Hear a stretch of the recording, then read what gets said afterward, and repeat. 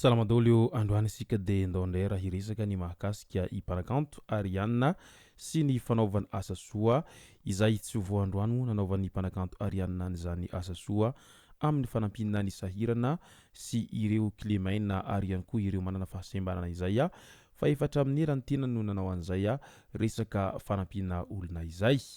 Ka tamin'ity indray mitoraka ity dia niezaka nanampy an'ilay lehilahy izay tapaka tongon'ilany i Ariana izay mpanakanto fanta-daza moa izany Ariana izany ary nanome an'io lehilahy io solon-tongotra moa ny tenany izay hitantsika tao anaty jerisera Facebook tamin'ny herinandro lasa izay ary mbola mitohy izany fanampiny an'izany raha namana izany mandraky tiany androany.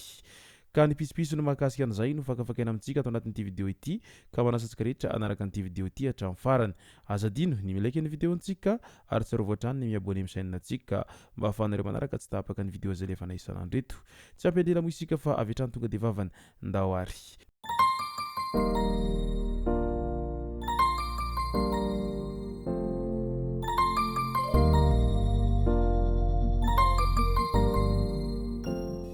Mialohany anarantsika any pitsopitso ny mahakasika an'izay fanampiny Ariana ilay lehilahy manana fahasembanana izay dia andao aloha resantsika ireto tsara ho fantatra manaraka ireto. Vola be amina miliara maromaro indray no voalaza fa anisy nanodikodina tao amin'ny ministeran'ny tanora sy ny fanatanjahantena.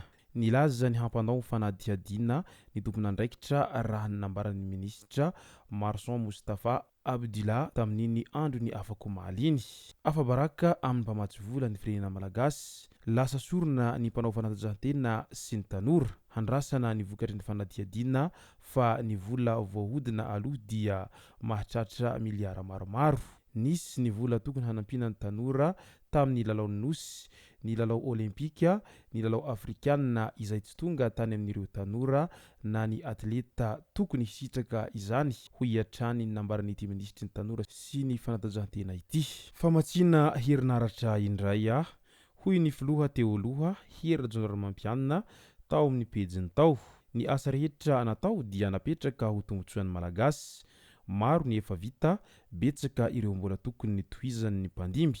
Saingy ambony lavitra noho ny tombotsoan'ny malagasy ny ambony politika ny mpitondra ka dia izao iara mahita izao ny zava-misy ankehitriny ho isatrany. Ny fahefana mandalo fa ny asa vita mipetraka ho an'ny vahoaka ary tsy ho voakosoka ao anatin'ny tantara izay rehetra vita izay ho hiatrany ity filoham-pirenenantsika teo aloha ity raha naneho ny heviny tao amin'ny pejiny tao ny mahakasika ny ambangovangony amin'ilay antsoina hoe fitohizan'ny fitantanana sy ny fitohizan'ny asa izay napetraka ny filoham-pirenena teo aloha ary tokony ho itohizany ilay mandimby azy moa izay asa rehetra efa natomboka izay. Eo amin'ny lafiny ody gasy indray dia miteraka resabe moa ity resaka ody gasy ity amin'izao fotoana izao ary maro ny mametra-panontaniana amin'ilay hoe tena mandaitra tokoa ve ny ody gasy. Teo ambaravarana no nahitana ity zavatra hafahafa karazana vovon-tany sy tapakazo mifatotra anaty lamba mainty ity. Ahina ho fanafody gasy hoentina hamelezana namana mba hamotehana azy amin'ny fitadiavany. Eny mety hamonoana azy mihitsy aza ny tanjon'ireo olon-dratsy izay nanao an'ity fanafody gasy tao an-tokotanin'olona ity. Azo sorohina ve ireny fanafody gasy ataon'olona ireny? Mahomby tokoa ve ny fivavahana raha misy manao ody gasy amin'ny tena? Io ny fanontaniana izay napetraky ny ilay olona nahita an'izao fanafody gasy tao an-tokotanin'izao. Rehefa miresaka fanafody gasy zay moa isika dia ny ratsy foana no ao an-tsaintsika malagasy tsirairay. Fa tadidio anefa fa misy amin'ireny fanafody gasy ireny izay nampiasain'ireo razabentsika tany aloha tany dia tsy voatery zavatra ratsy foana fa misy amin'izy ireny dia mahasitrana. Fa noho ny fidiran'ny fivavahana sy ny fanatontoloana isan-karazany dia tsy maintsy no aratsiana isan-karazany izay resaka fanafody gasy izay fa tsy voatery ratsy daholo ny fanafody gasy.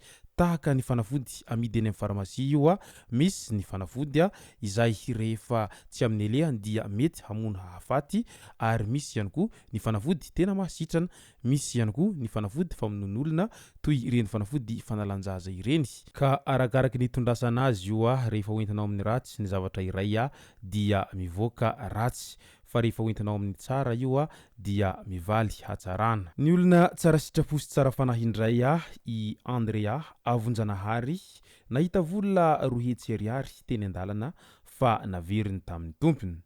Nahita vola 2 hetsy ariary latsaka tao ambondrona mahajanga i Andrea Avonjanahary. Tanora avy ao Mampikony mikambana anaty plateforme des associations de jeunes Sofia mandranto fianarana ao Mahajanga ity andriambavilanitra ity. Tsy nanaiky izy raha tsy niverina tany amin'ny tompony ilay vola ary nitediaviny mba hampilamina ny sainy.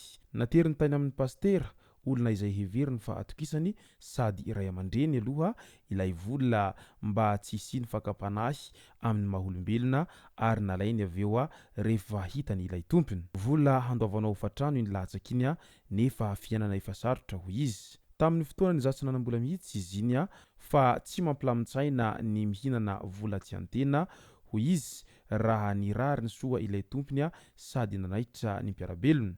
Raha olon-kafa iny dia efa tsy hita popoka, raha pastera tia vola ihany koa mbola nanjavona ihany koa. Mirary soa ho an'ity tovovavy miavaka noho ny fahendreny ity isika rehetra mba ho lasa lavitra ho tonga amin'ny tanjony hiriny ary ho fitaratra hatrany ao anatin'ny fiarahamonina.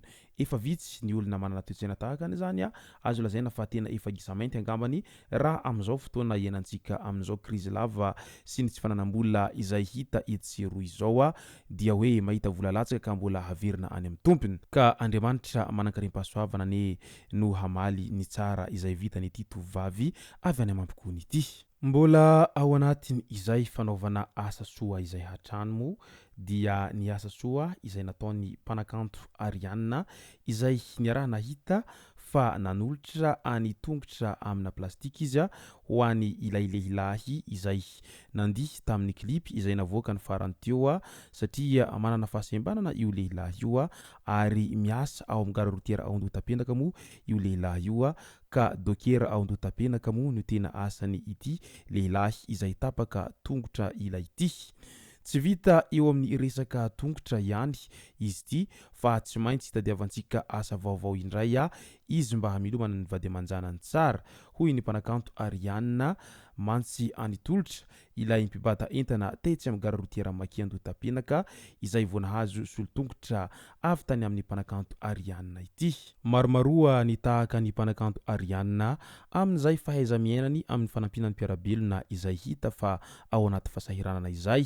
Ny mpanakanto Arianna dia tsy ilay mitady laza ao anatin'ny buzz na ihany koa manararaotra ny fahoriana hafa fa ny azy dia sambatra ny manome no mandray amin'ny maha-kristianina ny tenany satria izany mpanakanto Arianna izany dia rahalahy ny mpanakanto Joseph Dafy ilay fantatsika tsara fa mpihira evangelika ary mipetraka sy monina any ampitan-dranomasina any moa izany Joseph Dafy izany amin'izao ankehitriny izao.